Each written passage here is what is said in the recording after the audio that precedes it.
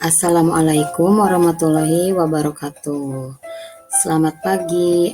Apa kabar anak-anak hebat kelas 6? Semoga kalian semua dalam keadaan sehat ya dan tetap semangat sehingga dapat mengikuti kegiatan pembelajaran.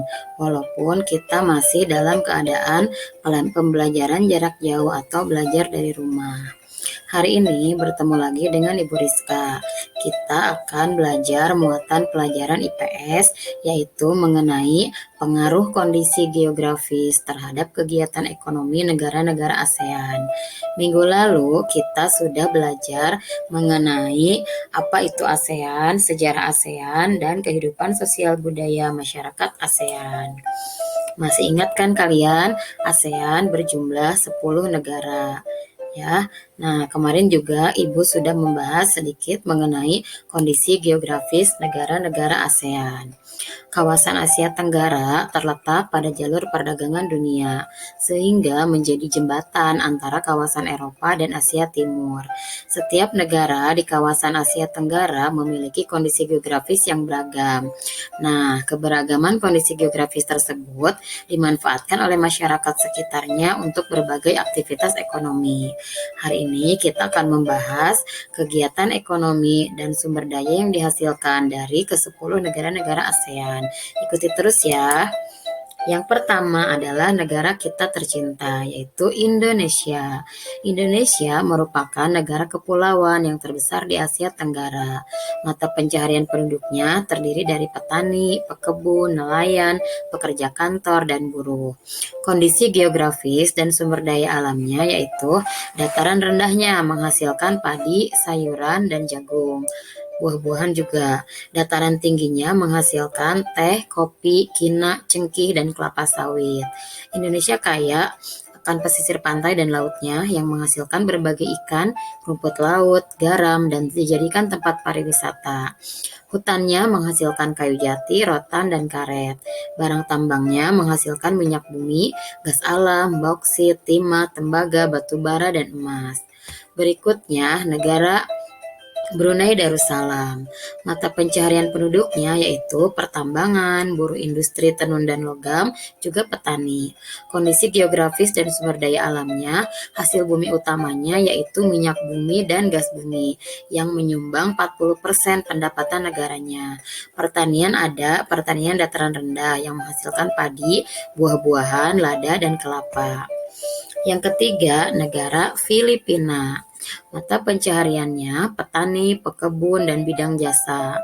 Kondisi geografis dan sumber daya alamnya, dataran rendah sebagai lahan pertanian dan perkebunan. Pertanian yang dihasilkan yaitu jagung, sayuran, padi, tebu, ketela pohon, dan buah-buahan. Perkebunannya menghasilkan karet, kelapa, kayu, tebu, tembakau.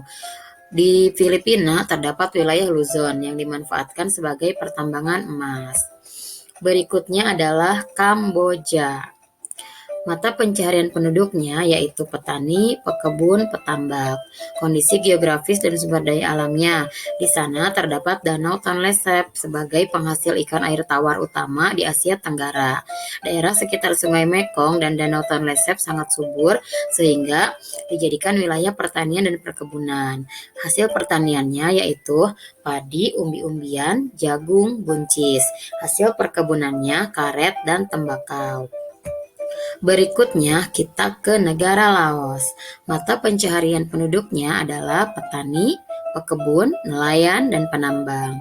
Kondisi geografis dan sumber daya alamnya, dataran rendah Vientiane atau ibu kota Laos dimanfaatkan sebagai lahan pertanian padi, jagung, dan tembakau. Sumber perikanan Laos terpusat di Sungai Mekong yang menghasilkan ikan karper dan ikan perch. Hutannya menghasilkan kayu jati.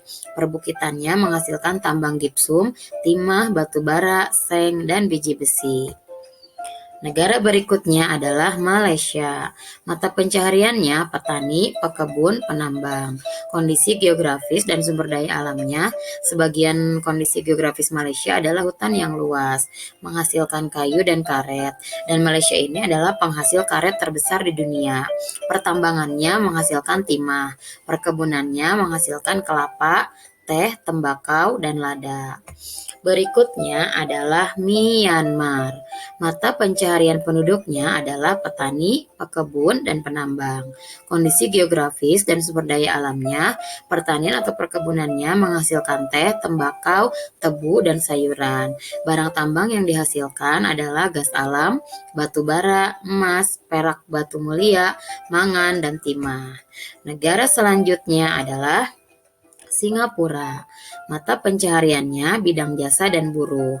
Kondisi geografis dan sumber daya alamnya menyebabkan negara tersebut tidak memiliki sumber daya alam ya karena wilayahnya paling kecil atau paling sempit di antara ke-10 negara Asia Tenggara.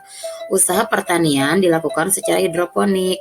Beberapa wilayah dimanfaatkan sebagai peternakan unggas. Di sana banyak terdapat industri, yaitu industri tekstil, baja, penyulingan minyak, pakaian, percetakan, dan penerbitan. Ada lagi industri pengolahan karet, timah, dan minyak di Jurong. Berikutnya adalah Thailand. Mata pencaharian penduduknya adalah petani, pekebun, penambang, dan nelayan. Kondisi geografis dan sumber daya alam Thailand, di sana terdapat kegiatan pertanian yang banyak dilakukan di sepanjang Sungai Chao Phraya. Hasil pertanian terbesar adalah padi, sehingga Thailand ini dijuluki sebagai lumbung padi utama di Asia Tenggara. Hasil perkebunannya adalah karet dan kayu jati. Barang tambang yang dihasilkan batu bara, timah, dan gas alam. Perairannya menghasilkan berbagai jenis ikan. Negara berikutnya adalah Vietnam. Mata pencaharian penduduknya yaitu petani, pekebun, dan penambang. Kondisi geografis dan sumber daya alamnya, di sana terdapat kota Ho Chi Minh yang berada di dataran rendah yang menjadi pusat industri utama. Industri pengolahan makanan, penggilingan padi, dan tekstil. Pertanian atau perkebunannya menghasilkan padi, sayuran, ubi jalar, tebu, teh, kopi, dan jagung. Pengekspor beras terbesar ketiga Vietnam ini. Hutannya menghasilkan kayu jati dan bambu. Oke, terima kasih sudah menyaksikan video ini. Saatnya kita latihan soal. Tetap sehat dan salam semangat. Terima kasih. Assalamualaikum warahmatullahi wabarakatuh.